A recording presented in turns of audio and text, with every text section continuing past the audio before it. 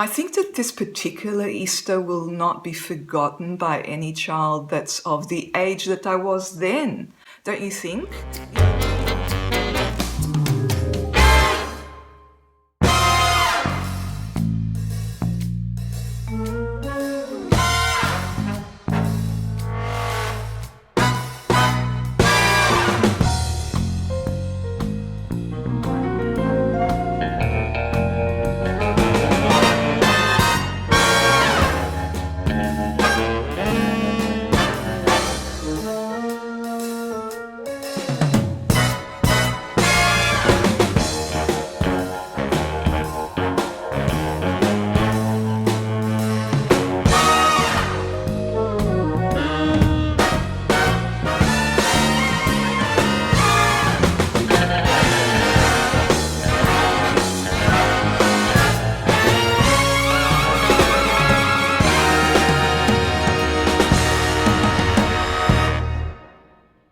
Welcome to day 24 of State of Emergency in Lisbon.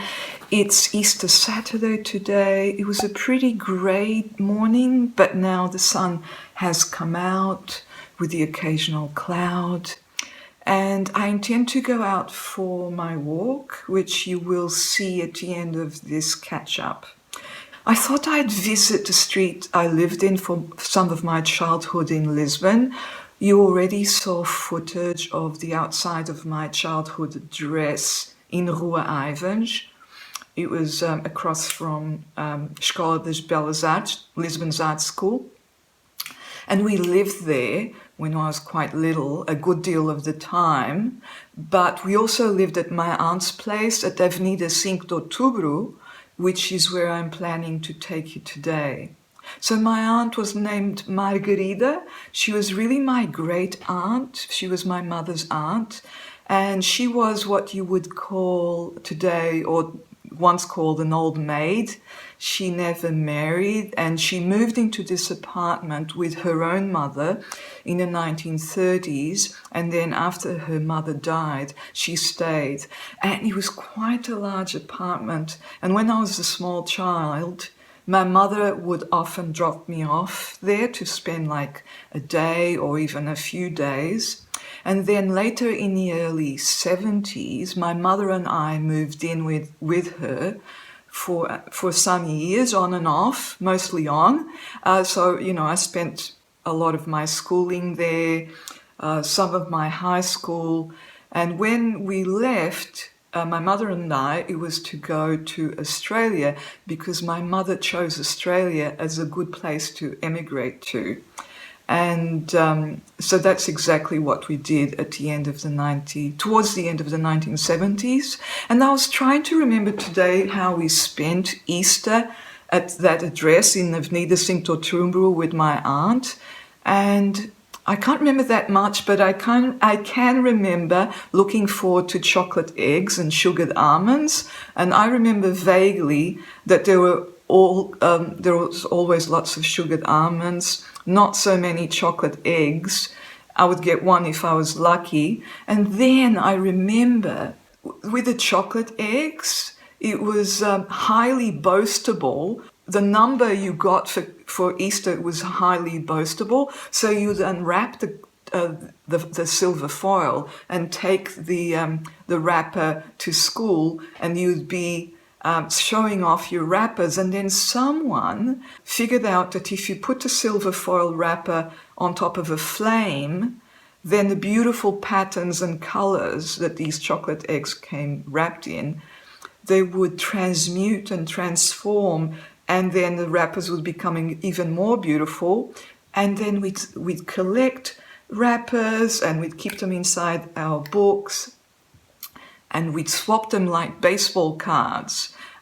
We're not a baseball playing country, but they were probably equivalent like soccer cards. Anyway, we'd swap these around. So, I was thinking back about what we did. I think that this particular Easter will not be forgotten by any child that's of the age that I was then. don't you think? It will not necessarily be an unhappy Easter if everyone is well and not taken sick by the virus, and children will spend it in their family group, which is always a happy occasion, I guess, for a child, but they will spend it mostly indoors here in Lisbon. Maybe their parents will indulge them and take them out, and then they will ask them not to touch anything, and then they will practically hose them down when they come back into the apartment. Most people live in apartments in Lisbon. And I'm thinking it will probably be quite different in Brisbane, Australia, where typically the houses are larger and they have larger backyards, and they'll probably still have barbecues and Easter egg hunts. In the calmer suburbs like mine, maybe things are not so different as always. I don't know, I'm not there. Hi friends, welcome to my channel. I'm Isabel. I hope you're enjoying this series of videos I filmed in Lisbon. I am now back in Australia, as you can probably guess. Yes, I made it back home, but not without lots of adventures along the way, including my 2 weeks in hotel quarantine in Melbourne after I got back to Australia, which I also filmed. So be sure to subscribe and come back and watch those videos as I upload them. So take care and see you next time. And how are you spending your Easter in your part of the world? I know you can't reply, at least not until I succeed in uploading any of the videos that I have been creating, and with this one, that's 24 videos so far. I could be talking to myself instead, so as not to go quietly insane, but I decided to record my days and my thoughts so that I can share them.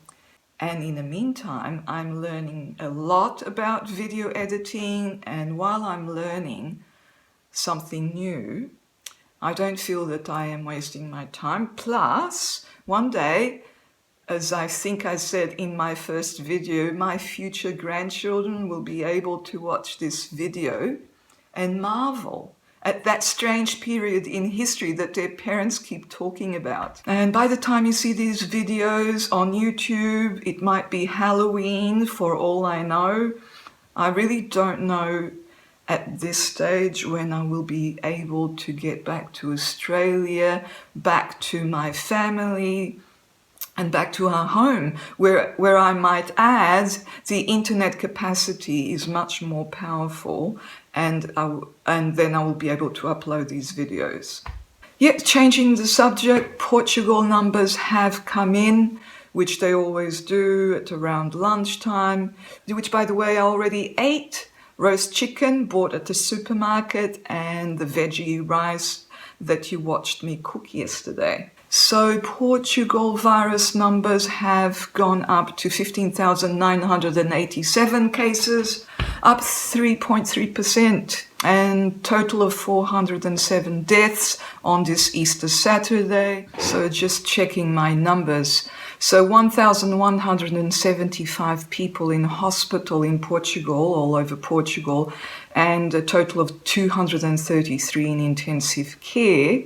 But I guess these numbers compare favorably to some numbers, some countries that are out of control, like in the United States, where there were over 2,000 deaths just in the last 24 hours, and there's over 500,000 people with the virus. But meanwhile, in Queensland, where I really live when I'm not in Lisbon, visiting family and trying to sell a property we own here, the numbers there are modestly rising. There was another overnight increase of 9 cases to 974. And in Australia, the total numbers are 6,281, with most cases registered in the state of New South Wales, where you have large cities like Sydney. And I was reading today in the Courier Mail that the former Foreign Minister, Alexander Downer, he said in a tweet that we are facing the moral dilemma of our time. As he put it, we either save avoidable deaths and destroy society, or we accept avoidable deaths and save society. So it's a dilemma, isn't it? Makes you think. And I sort of wonder what will really happen. We're all wondering that, because this lockdown is not sustainable for as long as we wait for a vaccine, which will take about a year or more. When I upload these videos, I guess I will know a little bit more of what happened, whether society as we know it was opened, or whether society changed, or whether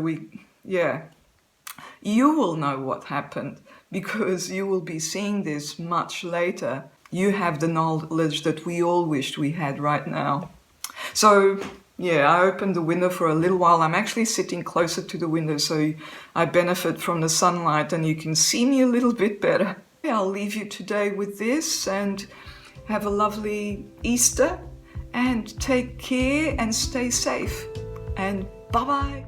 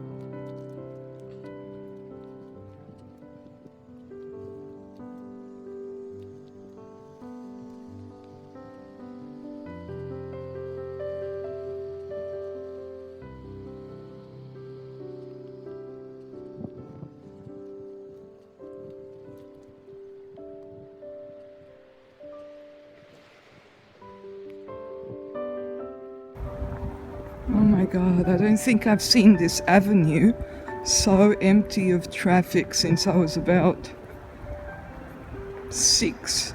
Not even then. I think even then there was more traffic. And this is the avenue, Avenidas Outubro, and that's where I lived between the ages, on and off between the ages of 7 and 16, on and off, and then we went to Australia.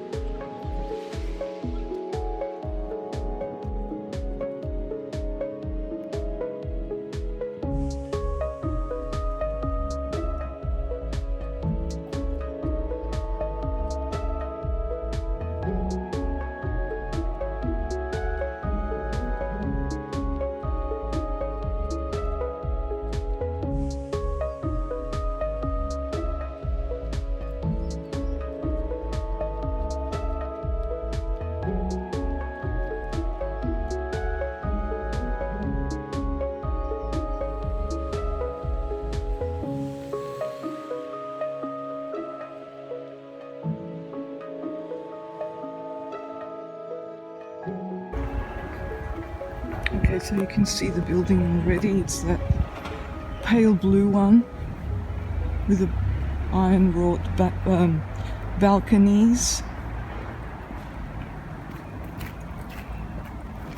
And across the road is the Ministry of Education building, and I'm still old enough to remember when they were building it, because I would watch it from our balcony, which is this one. So that balcony was the bedroom my mother and I shared, and next to it you see two windows together. That was my aunt's bedroom, just next to ours. And it's quite a tall apartment building. Oops, let me show you. So we were on the third floor. It's a very high third floor because the ceilings were very high. And I'm glad they've done up the building, because when I came here about 10 years ago, I was very upset to see that the building was practically abandoned, but they've clearly rebuilt it. Not the facade as much. They did change the windows. They were all wood. And now they're aluminium, it looks like. Aluminium framed. And here in this building, a very good friend of mine lived. Well, she didn't actually live, but she came and visited here every Sunday to visit her own aunts who lived, I can't remember what floor, but I think it was that one. And I would come and visit her here when she came and visited her aunts.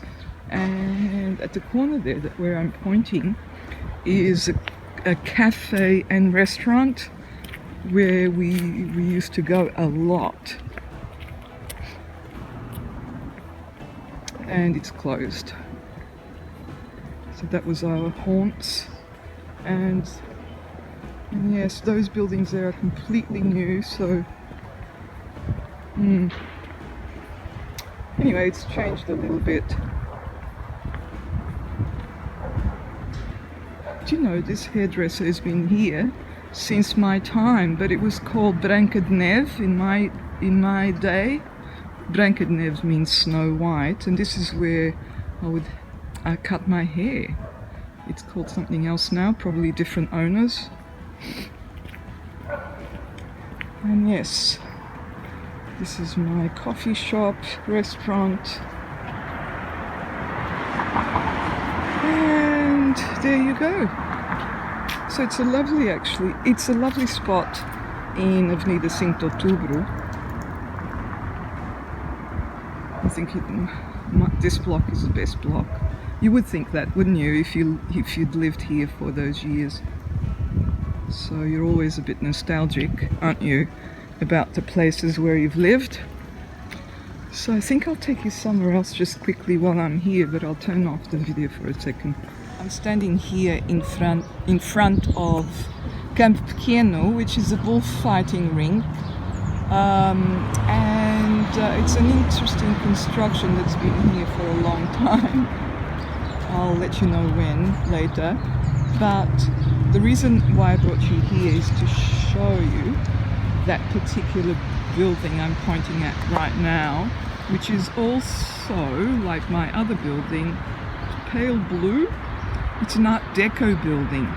And when I came back from Australia, that's where I lived, not with my family, but with a friend of mine who also lived with her aunts. One of the aunts had adopted her, and they kindly invited me to stay with them until I found my feet. And there I stayed with my friend and her aunts. And so you can see it's a sort of a tall door, and then it's the first floor where their apartment was. A wonderful, beautiful apartment.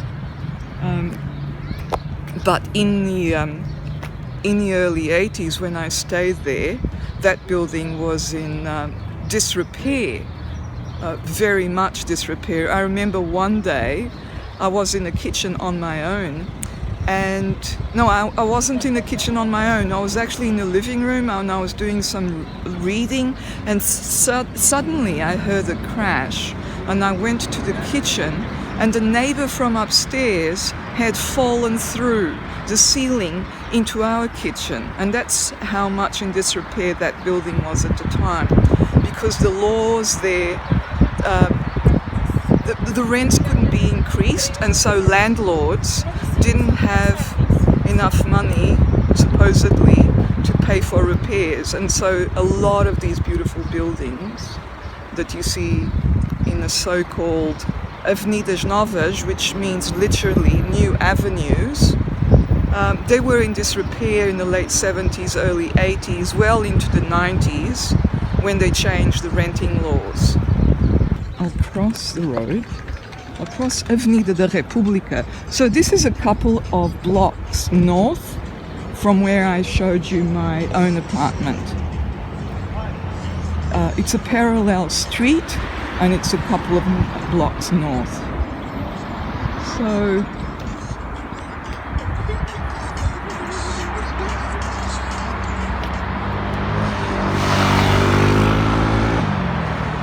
I don't know. I think I will actually head home. It's not like it's very late or anything, but it's a fairly long way home still. So I think I'll do that. I guess I should explain while I'm walking, and before I forget, that when I came back to Australia in the early 80s, I came back on my own after having spent 4 years in Australia with my mum. And I came back because I really missed Lisbon and all my friends and my family here. And that's when that happened, that I stayed with my friend and her aunts in that building I just showed you. And then I stayed in Portugal at that time for about 6 years. And soon I realized that, well, I think also Portugal was undergoing an economic crisis. There's been so many. The 80s was very difficult. There was just no jobs. I hadn't finished my degree at that stage yet because I'd only done first year in Australia. And yeah, so after 6 years I went back to Australia. And that's the year when I met my husband. And the rest is history. And yeah, I've lived in Australia for the last, I don't know, many years. But with my husband, I've also lived in several different countries, such as Germany, and in the US we lived for a little while in Manhattan, and we lived for another little while in Venezuela because of my husband's job. And so yeah, I better turn this off before people think I'm a complete nutter, which of course I am, but do I care? No, I don't.